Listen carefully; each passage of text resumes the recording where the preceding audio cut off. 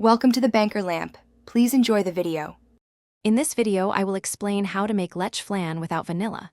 First, ensure you have all your ingredients ready for a smooth process. You'll need 6 egg yolks, 1 can of condensed milk, and 1 can of evaporated milk. Also, prepare 1/2 cup of granulated sugar for the caramel. Having your anura or heat-proof mold ready will make the next steps much easier. This simple preparation sets you up for a delicious dessert. Now, let's create that beautiful caramel base.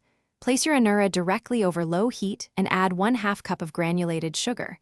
Allow it to melt slowly, swirling the pan gently as it liquefies.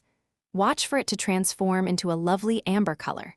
Once melted, carefully tilt the anura to coat the entire bottom and a bit of the sides with the hot, liquid caramel. This forms the sweet foundation of your flan. Next, we'll prepare the creamy custard. Carefully separate 6 egg yolks from their whites. You can save the whites for another recipe.